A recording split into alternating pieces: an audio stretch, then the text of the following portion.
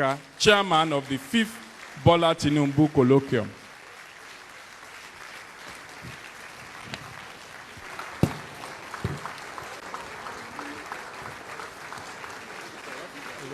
Okay. Thank you very much. Thank you very much. Okay, I trust you. Okay. Lagos broke there. Yes. Yeah, one day people. Oh, yes, yes. Thank you very much. Yes, of course. Mr. Chairman, wherever you are, ladies and gentlemen, do me the great favor of beginning this, what should be a celebratory event with a solemn moment. We're losing people too fast. It's very depressing. At the same time, we take delight, joy in remembering what they stood for and what they contributed to our very Wole Awolowo. Please, a moment in memory of those two figures.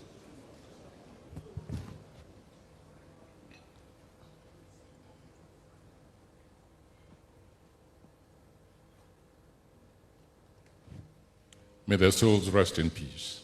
Amen. Thank you. Thank you very much. Now, let me try and break the mood very quickly by beginning by telling you a little personal anecdote about this person in whose name is a colloquium series been inaugurated. You see, many people know Bola, many aspects of him, but me, I treasure personal, very. As you know, he was a fugitive offender, like many of us here. Many other things, former governor of Lagos State, but you see, and a businessman, or some of us within the anti-Abacha movement would not have survived. But then even for businessmen, successful businessmen, there comes a crunch. And during our period of exiled resistance, we looked for all kinds of means to raise funds, including even trying to print redeemable bonds. I think we did print redeemable bonds. We were so confident of victory that we said, look, let's print bonds and sell those bonds, and the opposition triumphs. And we designed those bonds. Incidentally, you may not remember this, apparently the symbol that we used during that time, which was supposed to be symbolic of growth, because it was a shrub. Apparently, that shrub looked very much like marijuana. We didn't know it at the time. Somebody pointed it out later on. But finally, Bola said, what are we going to do? We have to find funds.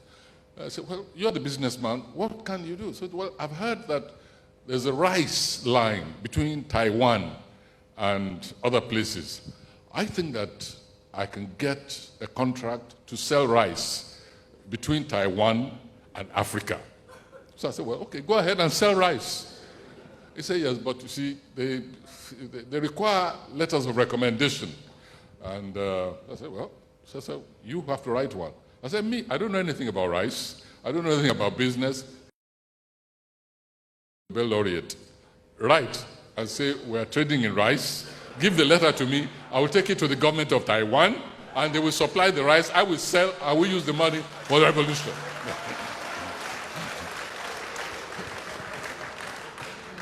Then, after I came, we all came back. My house had been more or less made inhabitable, and I took a sort of pied-à-terre, a small place in Lagos where my house was being fixed. I began living there, but I found the work was so slow, so that I stayed in Lagos for some time. So I got this bare house, which was in fact destroyed already, and the owners wanted to get rid of the house, fortunately, reasonably cheap. And so we moved in there, in this unfurnished place, and suddenly a vehicle rolled up, and what did it contain? In fact, I thought it contained rice, leftover rice from Taiwan, but it was pots and pans. I mean, what more essential thing do you require if you're moving into an unfurnished building? You need to cook. His wife, Remy, sitting there, had thought about these details and sent pots and pans and fridge or whatever to the house to enable myself and my family to survive until my house was repaired in Ogun State. And there are a few other things, but I won't tell them here. I was delighted that the younger generation wanted to use his birthday as a platform to voice their ideas. Difficult as it was, accepted immediately to chair. I went so far as to make a tiny change in the title to show them that I was involved. I was not just coming as a figurehead of a chairman. I said, if you want me to be chairman, I want just little change so you know that I actually believe in what you're doing. It was purely semantic, but if you analyze it very thoroughly, you know there was a reason why I made that very little change.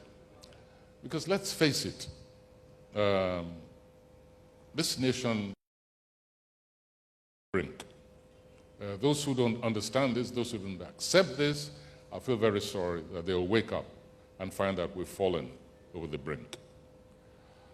It's not what we envisaged when we struggled for independence. It's not what we envisaged when we struggled to overthrow dictatorships and install the right and the dignity of human beings, our citizens in society. But whether we like it or not, it has come upon us. My problem with the government right now, especially, and let me be direct and personal, the president of this nation, is that he doesn't seem to realize it. He has not taken the people of this nation into confidence. By now, it is my belief that the president should be addressing the nation. And if he agrees, that is, that this nation is at war, and that certain things have to be done to ensure that we pull back from this second round of what is moving towards a civil war. That, of course, is if he and his government accept this. By now, we should be tightening our belts in many, many different directions. By now, we should never have persuaded ourselves to see what was happening in the North as being confined in the North. I mean, it has been obvious all along that this is not a Northern affair alone. No. And when I read in the papers the other day that some cells have been found and people have been found in Lagos, planning to blow up Lagos, my attitude was, what's new? We said this ages before on the podium that, wait a minute, this is not, it's happening there. But believe me, it's happening everywhere. And this consciousness, I believe, should have been imparted to Nigerian citizens from the very beginning, at least 2 years ago, so that everyone understands that the problem we're facing right now is not just regional. It's national. It's a humanistic problem. I don't remember much about my Bible days. I've long left Bible and become a keferi or whatever you want to call me, you know. But what I remember, maybe because my field is language and symbols and metaphors, I remember the 4 horsemen of the apocalypse. I can't remember precisely what they were, but I know that they were terrible plagues. There's a 5th, and it's called Boko Haram. And that is the kind of language I believe that the leadership of this nation should be imparting to Nigerian citizens today. I will not take up much of your time. I want to thank the generation, the younger generation, who've utilized to reinstate our humanistic consciousness by speaking I expect, even beyond politics, beyond mergers, beyond political, beyond regionalism, and of course beyond ethnicism, beyond religion, to use a vision of the world. This is a vision of the nation. This is a vision of wherever they happen to be. So thank you very much for turning up in such large numbers. I'm going to preside from there, and then somebody there. You know, it's very convenient because unfortunately there was a miscommunication, and I thought this event was this morning, and in fact I have an engagement not, very shortly. So thank you once again for listening. I think I've taken up too much of your time, Mr. Master of Ceremonies.